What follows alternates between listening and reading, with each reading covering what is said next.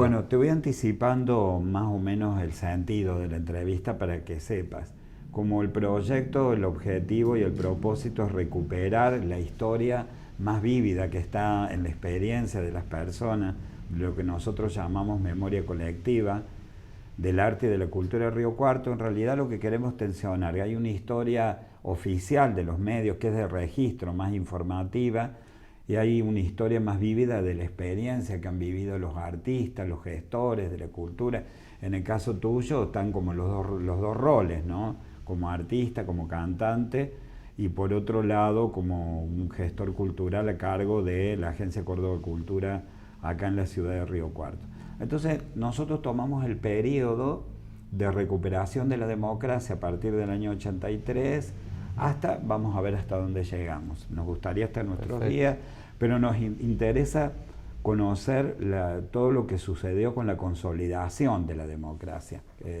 Entonces, como vos has sido protagonista de esos años, de las distintas décadas, yo te voy a ir consultando, te voy a ir guiando en la entrevista a ver qué nos podés contar de lo que te acordás y cómo lo viviste vos, porque a nosotros nos interesa saber cómo personalmente cada uno lo fue viviendo. Muy bien. Por lo tanto, la primera pregunta tiene que ver con eso. Cuando llega la democracia, vos ya venías desempeñando tu actividad como artista, como cantante. ¿Cómo viviste, cómo sentiste esa época de recuperación? ¿Se notó esa apertura nueva, esa fiesta, esa celebración que fue la apertura de la libertad, de la democracia? ¿Vos lo sentiste así? A ver, en realidad mi actividad artística en un escenario empezó un poquito después, pero antes que eso,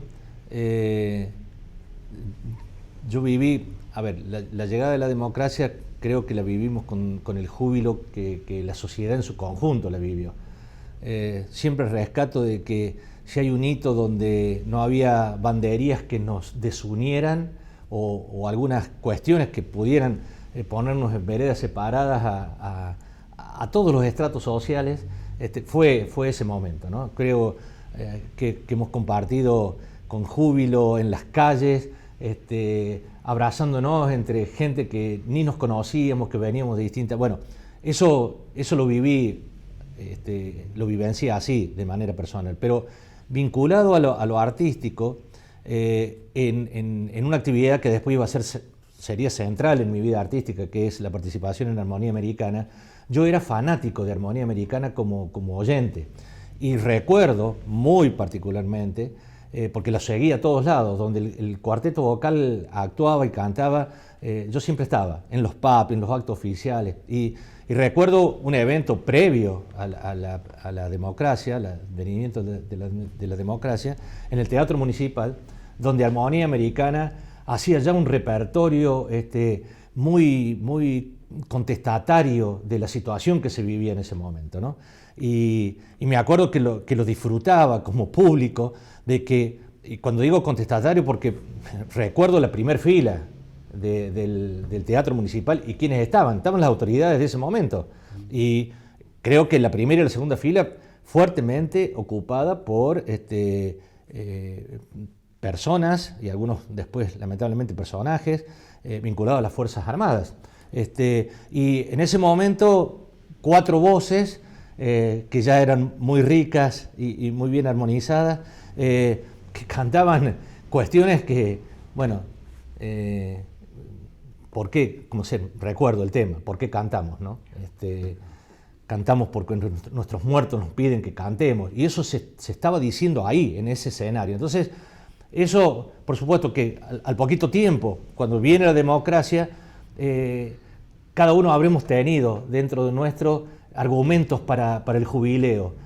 Yo particularmente también ya lo asociaba a esta actividad musical, ¿no? Y después sí, unos años después, pasé de ser fanático asistente a Armonía a ser integrante oficial del grupo, hasta que, bueno, en el 2018 se disolvió Armonía y seguí mi faz artística de otra manera. Pero bueno, eso será para contarlo más adelante. Sí, más adelante.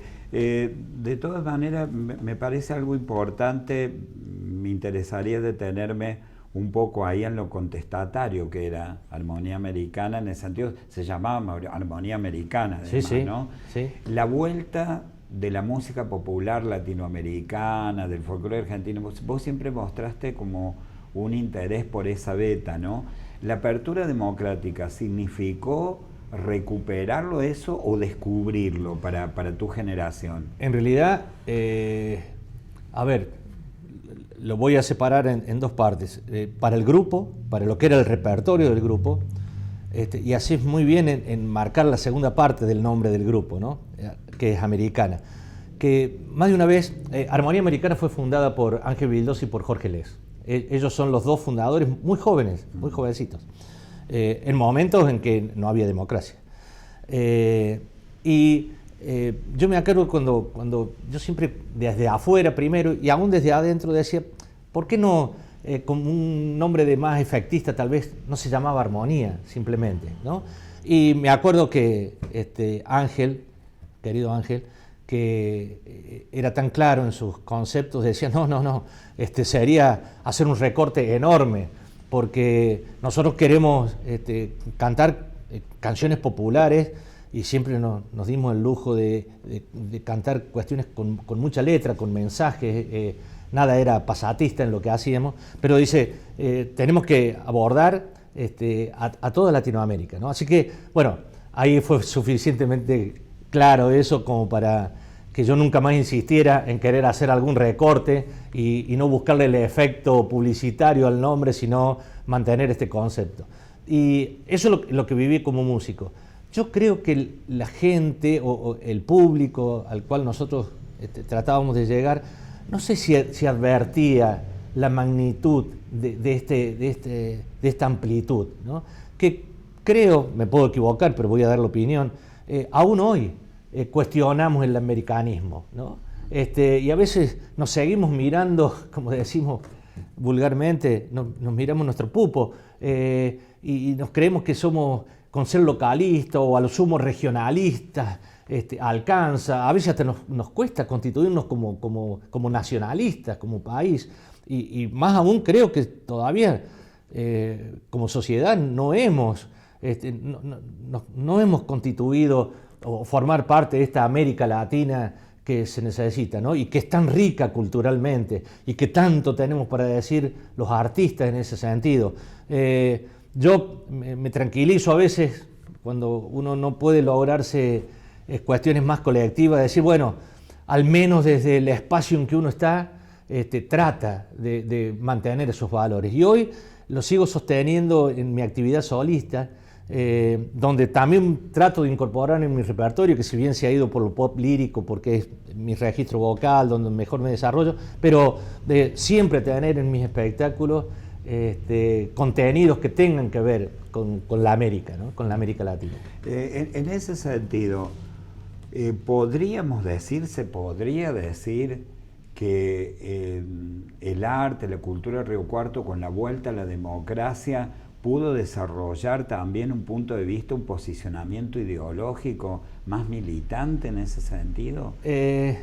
Porque Armonía Americana lo hemos asociado mucho a Marcama, el grupo Juntos. Exacto, al grupo Juntos, ¿no? Como que había el mismo Amalgama, que fue otro. Amalgama, claro, sí. Hubo y creo que sigue habiendo, después hay expresiones solísticas, qué sé yo, lo que hace el Negro Toledo, Miguel Toledo, bueno, y tantos otros, Walter Gentile. Yo creo que generalizar es difícil.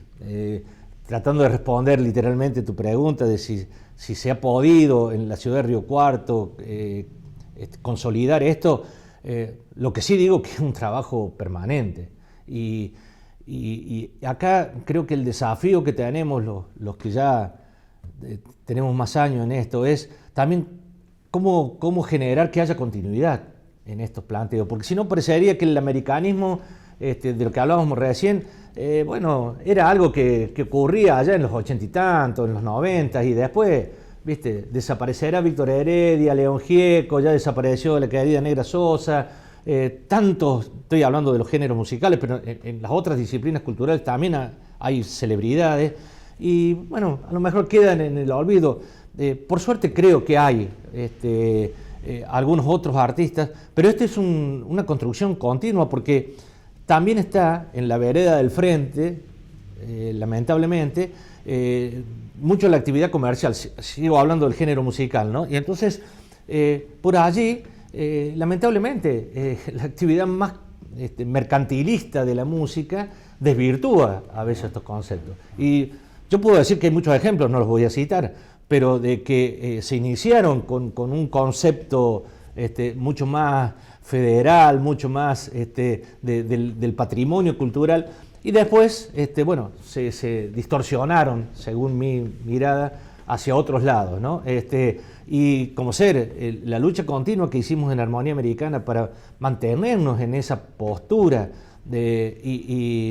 porque acá hay una anécdota que, si me lo permitís, la cuento. En un momento, Armonía tuvo la posibilidad de ser producido por una productora en Córdoba capital, que era muy importante y que nos iba a llevar a un estadio diferente del posicionamiento. Ya el grupo estaba consolidado vocalmente, ya habíamos hecho una primera gira por Europa, pero recuerdo que cuando fuimos a Córdoba y nos reunimos con esta productora y nos dio qué es lo que había que cantar, qué género había que explotar, por buenas conductas trajimos eso y estuvimos 15, 20 días tratando de ensayar. Y me acuerdo que volvimos a Córdoba y dijimos, miren, esto no lo podemos hacer. Y era esto, ¿no? Era renunciar a toda una línea conceptual de lo que nosotros queríamos mostrar en el escenario por ir a explotar una línea que en ese momento era virgen todavía, que era la canción folclórica romántica, bueno, que es valedera y que gusta tanto y que tantos buenos artistas lo hacen excepcionalmente, pero me acuerdo que renunciamos a eso y tuvo su costo, pero bueno, en la vida hay que tomar decisiones. Hay que tomar decisiones. En ese sentido, ya que estamos hablando de esto, la ciudad de Río Cuarto, desde el regreso a la democracia, y antes indudablemente, pero estamos tomando ese periodo, ha tenido distintas gestiones culturales de distinto color político. Más allá de eso, lo que interesa, vos como protagonista de género musical en esos años y todo, ¿Armonía Americana sintió apoyo en ese sentido? ¿Pudo desempeñarse en los espacios públicos bien? ¿O vos sentís que hubo por momentos elecciones o, por así decirlo, los gobiernos por ahí tienden a decir, bueno, este tipo de espectáculos sí, otro tipo de espectáculos no? En la época de la dictadura se traían muchas cosas de afuera, de la alta cultura, ¿no? Ustedes están en un género más popular, más heredero además de la protesta, de la mirada crítica. ¿Se sentían apoyados en ese sentido? ¿Podían tener? Es muy bueno lo que la contextualización que estás haciendo, porque primero decirte categóricamente que nunca nos sentimos discriminados, desde la democracia para acá, nunca. Quiero destacar un hito de la participación de Jorge Ramallo cuando fue secretario de Cultura de la Municipalidad, hablando del ámbito local propiamente dicho, ¿no? En donde pudimos desarrollar muchas cosas. Hubo pequeñas cositas, una época muy, muy breve que no por una cuestión ideológica o de fondo, sino hasta yo te diría por unas cuestiones personales. Armonía habrán sido 6, 8 meses en donde por allí no conseguíamos una fecha en el teatro. Pero digo, lo cito simplemente como una anécdota referencial de decir, si en 30 años de labor, Osvaldo está comentando que un lapso tan pequeño de tiempo y por razones, insisto, que escapan a cuestiones de fondo, existió esto, es nada, ni siquiera es una mueca. Entonces, categóricamente digo que nunca sentimos discriminación, al contrario, siempre mucho apoyo, pero también trabajamos para que así fuera desde Armonía. ¿Por qué? Porque si bien nosotros sabíamos que hacíamos música popular y argentina y latinoamericana, también siempre tuvimos la suerte, porque casi todos veníamos de una formación coral, siempre me echábamos algo de la supuesta música culta, ¿no? Siempre había algo, y tomando autores, qué sé yo, como Guastavino, cantar las indianas de Guastavino, que están escritas por Guastavino para 4 voces masculinas y piano, y ahí nos acompañaba siempre Jorge Les en el piano. Era de algún modo poner ese toque, si querés, clásico de la música, pero a continuación de Las Indianas cantábamos música bien popular y de autores latinoamericanos. Entonces, esto también, que creo que forma parte, mira, el repertorio para un artista musical es fundamental. Allí se define qué se quiere decir, ¿no? Yo actualmente, cuando armo un espectáculo de 1 hora y media, 1 hora 45, 2 horas, siempre, por supuesto que pienso en el público, en qué puede agradar, en qué puede gustar. Ahora, me reservo un porcentaje muy alto de ese repertorio para lo que creo que uno tiene que transmitir, lo que uno tiene que transferir, qué mensaje quiere dejar, qué continuidad, porque esto ya es una cuestión de vida. Me parece que lo que más uno puede pretender en la vida es trascender, ¿no? Cuando ya pudiste satisfacer tus necesidades básicas, y la trascendencia no con una mirada egoísta, personalista, sino precisamente, bueno, ¿cómo se continúa esto? Porque nada nació con uno, ni nada tiene que morir con uno, ¿no? Siempre esa continuidad, así se genera el conocimiento, tú bien lo sabes. Gracias a que otros generaron conocimientos previos, nosotros podemos seguir generando conocimientos y siempre luchamos, por eso las referencias bibliográficas después de cualquier paper que escribimos, para que alguien se tome de allí y siga construyendo. Bueno, ese es el concepto de trascender que yo creo que los artistas tenemos que tener como un objetivo dentro de lo que hacemos. Armonía Americana también fue como y sigue siendo como un hito, digo, dentro de la historia de la música en Río Cuarto, porque eran músicos profesionales, digamos, músicos con una actitud frente a la escena, para nada improvisada. Y también pudieron construir un camino de integración, de articulación con otros músicos, con otras expresiones artísticas. Mira, que no se quedó en esas 4 voces. Sí, no, como ser. Teníamos una primer ligazón que era casi natural, que era cantar con coros, ¿no? Que también, más allá de que a nosotros nos gustaba eso, lo aprendimos de una referencia muy fuerte que tuvo Armonía Americana, que fue Opus 4, ¿no? Opus 4 para mí es uno de los grupos vocales más importantes que ha tenido Argentina, y al cual pudimos conocer desde muy temprano tiempo de Armonía, después hasta fuimos amigos personales y hemos grabado juntos. Opus 4 lo explotaba mucho más comercialmente al tema de la participación con coros, pero nosotros copiamos esa movida y ahí teníamos una primera llegada. Y después, lo que después o antes o paralelamente, trabajar mucho con poetas. Porque, insisto, como nosotros lo que queríamos era decir, transmitir letras, tuvimos algunas producciones propias, pero normalmente éramos intérpretes, que es un rol complicado, ¿no? Porque hay que transferir desde lo que el autor ha querido producir y ha producido a un público que pueda... Sí, es una interfase ahí el artista que...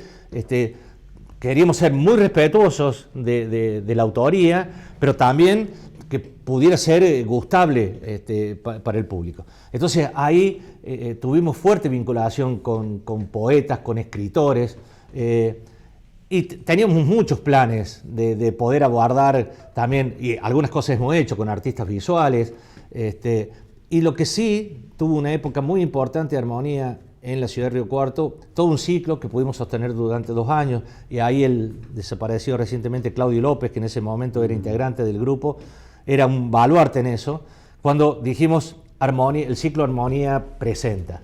Y ahí trajimos a Baglietto, a los Huancahuá, a todos los grupos vocales, al grupo vocal argentino, los Huancahuá, a la misma Mercedes Sosa, Jairo, a Víctor Heredia. Es decir, verás nombres a León Gieco, que estaban muy vinculados a lo que nosotros queríamos mostrar y hacíamos de telonero, cantábamos 3 o 4 temas, recuerdo qué sé yo, en lugares como Central Argentino, porque no teníamos salas más grandes, o era el teatro municipal o era ir allí, y bueno, y compartir como ser con Baglietto, con Jairo, esos espacios.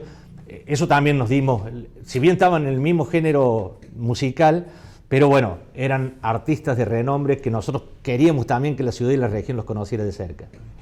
Podríamos decir que esa época de armonía americana, finales de los años 80, principios de los 90, hubo también una coincidencia de una coyuntura, no le vamos a llamar de moda, pero sí parte de esta canción como más de protesta, ligada a los referentes del folclore y de la música popular de los años 60, 70. ¿Eso fue perdiendo público? ¿Hubo como mucho público, un público como ávido de eso y después, o no? Sí. ¿O se, sí. ¿Cómo así. fueron los 90 para Armonía? Había un momento, como bien dijiste, desde el 83 en adelante, como ser el auge de los grupos vocales, era espectacular. Me olvidé de citar recién a los trovadores. Sí. Supay, ¿no? Supay. Yo, el cuarteto Supay, era estudiante de ingeniería en nuestra querida universidad, cuando del centro de estudiantes se pudo traer al cuarteto Supay, que en lo que era el viejo Cine Rex. Allí hubo un espectáculo. A Facundo Cabral lo trajo a la facultad, me acuerdo. Y ese auge que tuvo un punto, no te sé decir en qué momento de los fines de los 80 fue, pero también después declinó, ¿no? Y hoy casi no hay grupos vocales en Argentina. Y no lo digo nostálgicamente, por sostener la estructura del grupo vocal, sino estaba casi asociado el grupo vocal a también esto, ¿no? A un concepto que ya había dejado de ser de protesta. Y por ahí a nosotros no nos gustaba mucho que nos encasillaran en la música de protesta, porque era testimonial, y había que decir lo que había que decir, y seguíamos cantando el por qué cantamos. Usted preguntará por qué cantamos, si pasó tanta agua por el río, pero también cosas mucho más modernas y actuales. Y me parece que allí sí, por ahí siento que es una batalla que se ha perdido un poco, ¿no? Es decir, porque también te hacen falta los autores para sostener eso. No solamente que se pierdan los intérpretes, sino también los autores, ¿no? Porque si no, uno parecería que si no recurre a un repertorio de 30 años atrás, parecería que no pudiera seguir dando testimonio, dando fe y la pucha. Hay muchísimas cosas que ocurren hoy y que uno quiere dar fe. Ahora, tengo un espectáculo armado para dentro de poco tiempo y el Razón de Vivir, que cantaba y que cantó tanto tiempo Víctor Heredia, sigue teniendo presencia, ¿no? Y el Pronto Venceremos sigue teniendo vigencia. Es decir, no porque hayan sido textos escritos en aquel tiempo, hoy uno no le puedas dar la contextualización actual, ¿no?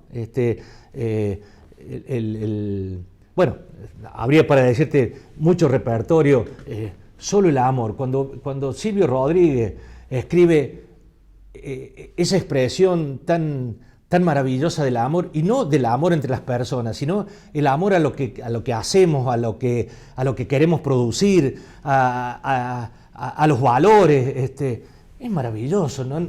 Para mí son cuestiones que no tienen época, no se van a agotar nunca. Lo que tenemos que ser capaces es de cómo lo transferimos hoy y hasta contextualizarlo. Yo por ahí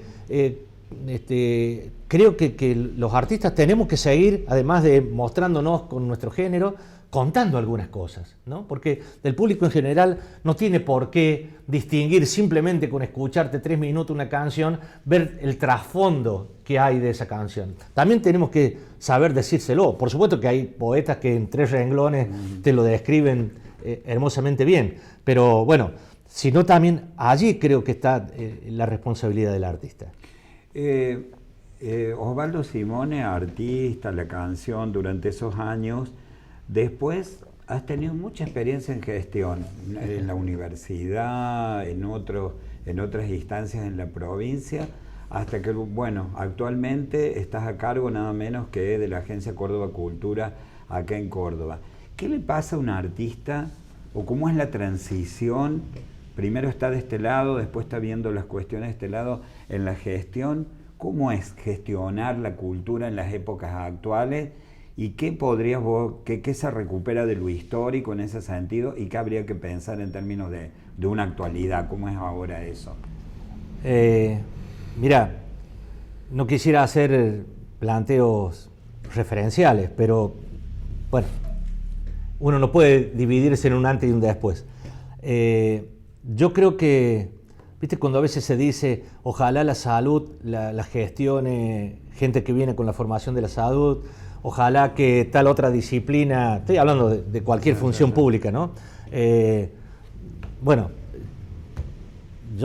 mi formación profesional es de ingeniero, y a veces, me acuerdo cuando tuve la distinción de poder ser secretario académico de la universidad, lugar que vos también conocés muy bien, decían cómo un ingeniero podía ocupar ese lugar que estaba mucho más reservado teóricamente para quienes vinieran de los ámbitos de la educación, bueno. Y para ser franco, era una pequeñita espada de Damocles que yo tenía, ¿no? Uno se pone el saco de funcionario, yo digo que hay que creérselo al posicionamiento, porque si vos no te lo crees, te tenés que ir, y hay que creérselo. Ahora, creo que la faceta artística, que muchos no la entendían, como un ingeniero puede ser cantante, ¿viste? Parecería que, como si esto viene de las ciencias duras, y pues, yo creo que la sensibilidad del artista a mí me ayudó muchísimo en la función pública. Después me tocó una de mucho más responsabilidad y mucho más dura, como dirigir los destinos de la empresa provincial de energía durante un periodo importante. Pero por suerte yo no tuve la separación en mi persona de lo artístico y de la función o de la profesión de ingeniero. ¿Y qué quiero decir con esto? Y lo digo con mucha humildad. Te permite tener los pies más sobre la tierra, que a veces es un problema serio que tenemos los funcionarios cuando estamos en funciones, ¿no? Primero porque nos creemos, el CESACO te da algún poder, la firma en algo ya te da un poder, y confundirse en eso, mira, a mí me ayudó no solamente la música, sino el deporte. En mi época adolescente fui un deportista también fanático de lo que hice, jugué mucho tiempo al vóley. Y yo me acuerdo que en Río Cuarto, entre todos estábamos en el grupo selecto de los que hacíamos vóley, y siempre decíamos, tuve también profesores que nos advirtieron mucho sobre eso, cuidado, hay que compararse con otros niveles. No nos creamos que porque acá ganamos todo, somos buenos jugadores de vóley, ¿no? Salgamos a competir en otros lados. Bueno, esto es lo que te pasa también con la música. Permanentemente, yo sé mis limitaciones vocales, y entonces cuando te comparás y te referencias, pones mucho más los pies sobre la tierra. Y si eso lo trasladas también a la función, te ayuda muchísimo a entender problemas que cuando me tocó ser secretario de Desarrollo Urbano de la Municipalidad de Río Cuarto, en una época crucial porque se estaban construyendo los desagües pluviales de Río Cuarto, que nos desmoronaban en las calles y las casas asociadas. Bueno, si ahí no tenía sensibilidad, no hubiera podido sostenerse ese lugar. Y también la fortaleza que tiene que tener el artista, porque en algún momento, no tengas dudas que te estoy diciendo la pura verdad, cuando pensaba decir, no, esto se me hace insoportable, me duele tanto, me lastima tanto que me tengo... Pero por otro lado decía, no, bueno, al contrario, si lo sentís así, Osvaldo, quédate y trata de arreglarlos desde adentro, ¿no? Que es el otro gran concepto. Cómo yo creo que armar la revolución es muy difícil. Ahora, cada uno tenemos un rol, una misión que cumplir, y hay que jugarlo desde adentro ese partido, no desde afuera, tratando de ser humilde, tratando de buscar las construcciones colectivas, no creyendo que nada se puede armar a partir de uno. Bueno, eso es un rompecabezas que a mí me permitió no estar de un lugar al otro. Pero vuelvo a tu pregunta, ¿cómo es gestionar la cultura de ahí? De nuevo, no gestiono solo, gestiono con un equipo, y ese equipo hay de todo en ese equipo, es rico, es diverso porque lo forman personas, y tengo algunos sindicalistas dentro del equipo de trabajo y que dicen tenemos que procurar que no haya ninguna actividad artística que no sea remunerada. Cuestión increíblemente que tengamos que hablar de esto, trascendente, porque por ahí se cree que el arte, bueno, si el artista se está dando un gusto. Bueno, pero ¿sabés las horas que hay para que ese cuadro, para que esa fotografía, para que esa filmación, para que lo que nos costaba en Armonía Americana desarrollar un tema? Me acuerdo que Ángel, disculpa que salto de un lado a otro, pero Ángel decía, nosotros tenemos que distinguir a la gente cuando cantamos una samba que sea salteña, una samba que sea tucumana. No es la misma samba. Ahora, para eso había que estudiar. Cómo un autor salteño escribe una samba y cómo le escribe distinto. Y si íbamos a hacer un chamamé, saber de dónde venía, ¿no? Qué cultura hasta de Europa se habían insertado. Bueno, eso es lo que te obliga en la gestión cultural, y yo creo que es bueno, y acá cierro la idea, de que alguien, no porque sea yo, que tenga vinculación directa con la actividad cultural, con pararse frente a la gente, porque lo peor que nos puede pasar como funcionario es olvidarnos de hacia quién nosotros nos debemos, ¿no? O para quién nosotros nos debemos. Está muy bien. ¿Cuáles debieran ser ahora las prioridades? Porque uno de los objetivos que a nosotros nos preocupa dentro de la investigación es ir viendo cómo las distintas gestiones, más allá de color político, no me importa, han ido acompañando los procesos artísticos y culturales. En una época tan difícil como esta, con crisis económica, con un montón de crisis diferentes, porque también lo que pasó con la pandemia, el tema de la guerra, todo incide, ¿no? ¿Cómo se hace con los fondos públicos para poder enfrentar las demandas de una pluralidad, ¿no? De disciplinas y de intereses distintos de los artistas? Sí, tú bien sabes que todo es muy lindo, en los papeles el papel resiste todo, las cuestiones teóricas también, pero realmente cuando hay que definir políticas públicas, como creo que es por donde estás yendo, lo presupuestario, por algo se dice que el presupuesto es la ley madre, ¿no? Es la ley de las leyes, porque ahí se plasma realmente hacia dónde se quiere ir, hacia la orientación que se quiere ir. La cultura tiene algo maravilloso que es la transversalidad, ¿no? En donde yo digo que debe ser uno de los pocos campos sociales, perdón, estoy hablando con especialistas en cuestiones sociales, pero que atraviesa a todo, desde los más humildes hasta los más encumbrados. No hay sector o fragmento, como querramos hablar, social, que la cultura no lo atraviese. ¿Por qué? Porque la buena cultura sensibiliza y entonces llega al interior de las personas, y es ahí cuando se puede producir alguna transformación. No hay posibilidad de ningún cambio si vos no lográs tocar la fibra íntima del que sea. Nos pasa aún en las cuestiones cotidianas, familiares, íntimas. Esto es así. Entonces digo, primero, la cultura, esa transversalidad, esa diversidad, que ahora, en estos tiempos, en estos años, aún se ha explicitado mucho más.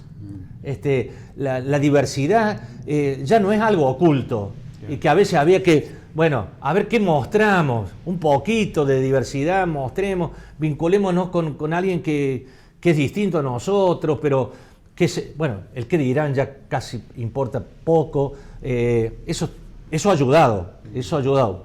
Por supuesto que también complejiza, porque como bien planteaste la pregunta, es decir, cuando tenés que utilizar recursos que siempre son escasos, ¿cómo se hace? Yo creo que primero hay que respetar la diversidad, ¿no?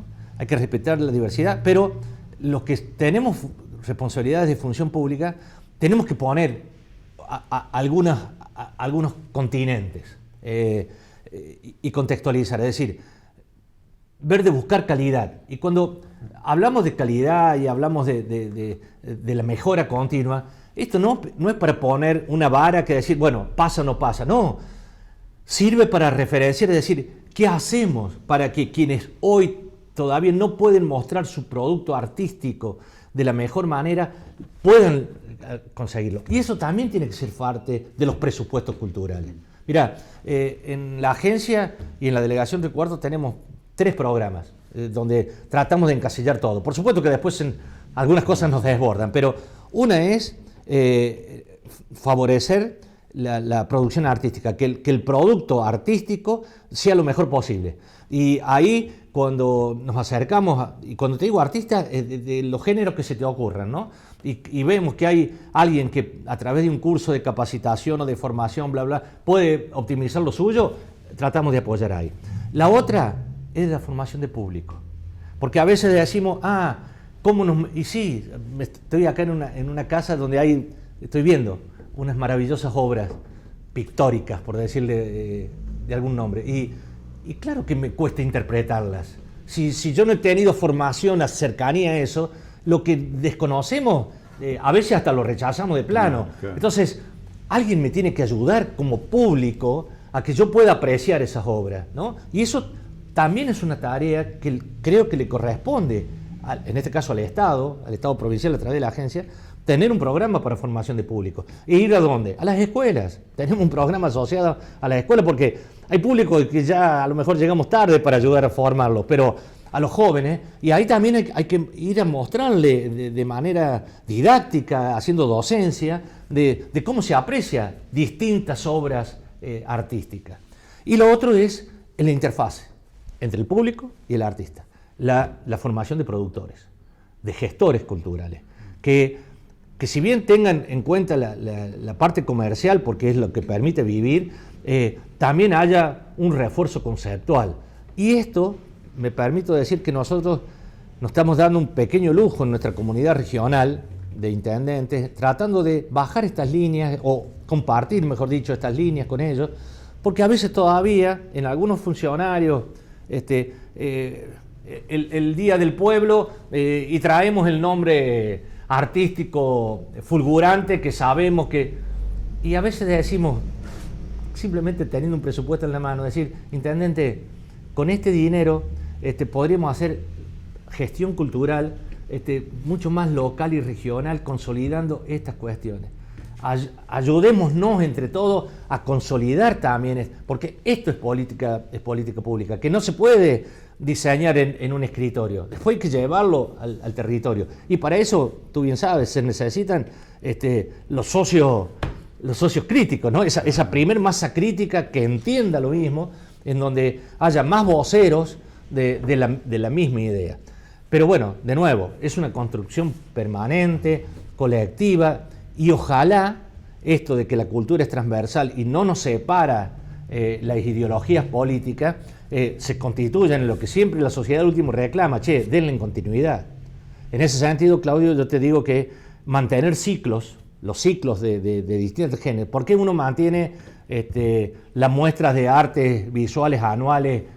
Bueno, porque ese ciclo, ya que tiene 10 años, se va consolidando, ¿no? El coro polifónico que cumpla 90 años de continuidad ininterrumpida, bueno, ya es una institución, y nosotros sabemos que lo que se logra institucionalizar no se borra, la moda no lo borra, ¿no? La cultura, lo peor que podría hacer es que se constituyera en moda. Eso sería, creo que, muy lamentable. Para eso hay que lograr institucionalizar, pero hay muchísimos canales para lograr esa institucionalización. Vamos ya llegando al final, 2 preguntas, Osvaldo. Una es, el objetivo de esta investigación es la recuperación de esa memoria. Las gestiones, ¿qué te parece que pueden hacer o hacen ustedes, tienen previsto para recuperar un poco la memoria de lo artístico, de lo cultural, para que no se vaya perdiendo? Porque todo esto que vos nos contás de Armonía Americana, de todo lo que pasaron, ¿vos pensás que las políticas públicas de alguna manera están orientando también su tarea para que quede algún registro de eso vívido y que además sirva como un capital cultural? Vos mismo lo dijiste, nosotros sin Opus 4, sin estos referentes, uno... Si no conoce el pasado, no puede saber de dónde viene y hacia dónde va, ¿no? Mira, en estos días, celebrando los 10 años de la Casa de la Cultura, en un lugar que es emblemático porque era sede del Banco Hipotecario Nacional en Río Cuarto, lugar donde funcionó el primer gobierno provincial cuando se declara a Río Cuarto capital alterna, y que cuando se va de ahí la sede del gobierno al centro cívico, creo que una decisión maravillosa que tuvo el gobierno provincial en ese momento fue decir, esto quede como Casa de la Cultura. Nosotros hasta hace unos días teníamos el tesoro del banco, el tesoro físicamente, el lugar del tesoro que está en la planta baja, lo teníamos cerrado. Y adelante había un muro en donde exponíamos cuadros. Cuando ahora intervenimos, la planta baja, remodelándola, acondicionándola mucho mejor climáticamente, estéticamente, aún respetando las fachadas internas, dijimos, vamos a abrir el tesoro. Tuvimos que hacer un esfuerzo hasta físico para poder abrir ese tesoro. Y es una sala maravillosa, oscura, obviamente, porque ahí funcionaba el tesoro, pero ya a partir de ahora, de este mes de abril, es una nueva sala de muestra que tiene, y ahí vamos a exponer permanentemente patrimonio cultural de la ciudad que está radicado en el Museo de Bellas Artes. En un convenio que tenemos con la MUNI de Río Cuarto, ya tenemos una muestra ahora que es de las obras de artes visuales que son patrimonio de la ciudad. Entonces, que ese tesoro, que fue un tesoro económico, también se constituye en puede ser una metáfora, puede ser una arenita chiquita, ¿no? En la playa, pero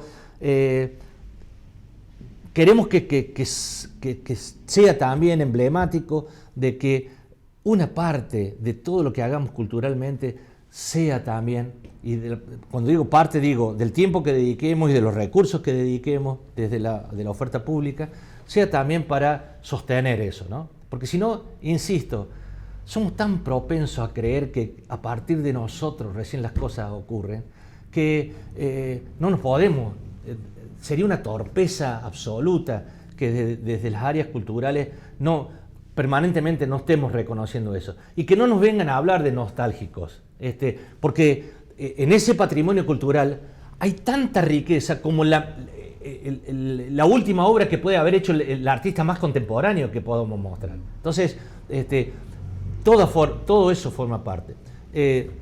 Pero, para serte franco, creo que por ahí son cuestiones que están en deudas todavía. Y que a veces vamos más a lo coyuntural, vamos más a esto, a lo que está de moda. Y vos decís, bueno, a ver, Cosquín. Cosquín es un patrimonio cultural, ya no cordobés, argentino. Ahora, mantengamos en una programación tan rica, ¿no? Lo que se está haciendo con el otoño polifónico en Río Cuarto, que se constituya en una marca ciudad, donde nosotros desde la agencia cordobesa apoyamos fuertemente. Bueno, la diversidad que muestra una programación como el otoño polifónico es, y puedo hablar con conocimiento de causa, y yo no soy parte del armado de esa programación, sino que hasta la disfruto. Eso es maravilloso. Eso es poner en presente, qué sé yo, una de las actuaciones que hubo en el otoño polifónico fue recuperar toda la historia del rock nacional, que es riquísima. Entonces, y que te lo esté haciendo una banda sinfónica con artistas, con cantantes contemporáneos, eso impacta a todo el mundo y logra poner en el presente cosas que parecerían que fueran del pasado. Muy bien. Y la última es porque es una pregunta que para nosotros es muy importante, porque estamos pensando en los artistas, los gestores culturales, y por ahí uno se olvida de los públicos, ¿no? de los espectadores, como le querramos llamar. Hay como un prejuicio, un lugar común, un declarativo común entre algunos artistas y la propia sociedad de Río Cuarto, de pensar que el espectador y el público de Río Cuarto es exigente o difícil o complicado, dependiendo quién lo declare y quién lo exprese. En tu experiencia, en esta doble experiencia como artista, como espectador también, y como gestor cultural, ¿qué opinás? ¿Cómo podrías decir qué es el público de Río Cuarto? ¿Qué identidad tiene? ¿Es un público exigente, complicado, difícil? Mira, Lo primero que se me ocurre contestarte es, los prejuicios no sirven. Porque son esos, son prejuzgar algunas cosas. Y a veces, yo en esto quiero ser contundente porque tenemos también la responsabilidad de romper con eso que se cree que la gente dice, ¿no? O que el público, de nuevo, las generalizaciones no son buenas. Hay público diverso. Río Cuarto es una sociedad muy diversificada. Yo esto lo viví como cachetadas en cara propia cuando fui secretario de Desarrollo Urbano. Yo creí que había un solo Río Cuarto, porque claro, no lo había recorrido Río Cuarto. A pesar que nací en Río Cuarto, estudié, me crié, mi familia es de acá. Me fui 3 años a Córdoba nada más por una responsabilidad funcional, pero toda mi vida está hecha acá. Y realmente me encontré con que hay más de un Río Cuarto. Y sigue habiendo más de un Río Cuarto. No hace falta irse muy lejos, caminalo. Y vas a ver que socialmente, culturalmente, económicamente, tenemos una diversidad, una amplitud y eso es nuestra sociedad. Y eso es también el público que consume cultura. Ahora, no me quiero ir de tu pregunta. Tenemos responsabilidades funcionales y también los artistas de no solamente creer que nuestros productos se pueden mostrar en los grandes escenarios. Hay que ir a distintos lugares, con distintas alternativas. Armonía fue a cantar a la cárcel. Vos decís, ¿con qué pretensión vas a la cárcel? ¿Alguien de ahí que te escucha puede transferir? No, a mí no me importa. Seguramente alguien que está ahí en ese momento puede decirle a un familiar, mirá, ojalá me deleité o me gustó lo que hubo. Y hoy, desde la agencia, tenemos un programa que se llama Cultura entre Muros, siguiendo un poco esos lineamientos y le llevamos a artistas plásticos y le llevamos escritores, le llevamos poetas, y así como te estoy nombrando un lugar durísimo para poder llevar algo de arte, te digo también cómo llegar a los barrios, por eso la importancia de que además de lo que la faz pública pueda presentar en una sociedad tan diversa y compleja como la de Río Cuarto, está también que haya otros espacios, que no estén solamente regenteados por lo público, que los presupuestos públicos asistan a esos otros, pero que se generan casi con espontaneidad. Ya, ahí también hay que tener presencia. Entonces, allí vamos a poder ayudar a que, nosotros tenemos un programa desde la agencia que es Arte y Educación, que es traer a niños de las escuelas de la periferia de Río Cuarto a que vengan a ver una película o una obra en el Leonardo Fabio, que si no, esos niños a lo mejor nunca tienen posibilidad de entrar en una sala como esta, y en donde no solamente vienen a ver una película, donde alguien antes lo trabajó en el aula, una maestra, un profesor, y después se hace una charla sobre lo que se advirtió ahí. Bueno, la cultura, como otras actividades humanas, requieren esto, ¿no? ¿Por qué se llama cultura? Porque hay que cultivarla. Uno planta semillas, hay que seguirlas, hay que adornarlas, hay que regarlas, hay que ir limpiando lo que no sirva, a veces hay que trasplantar, a veces hay que hacer injertos. Los injertos, ¿no? Esto de mezclar, de fusionar, hay que animarse. Pero ese es el concepto, por eso es tan difícil de definir cultura, ¿no? Y también tan complejo. Pero yo diría, Río Cuarto tiene una gran ventaja. Es una capital provincial, capital nacional, un público de 200.000, casi 200.000 habitantes, que tenemos la responsabilidad, artistas y funcionarios, de que no haya prejuicios y podamos enriquecer cada vez más la cultura de este lugar. Muchas gracias. Gracias a ustedes.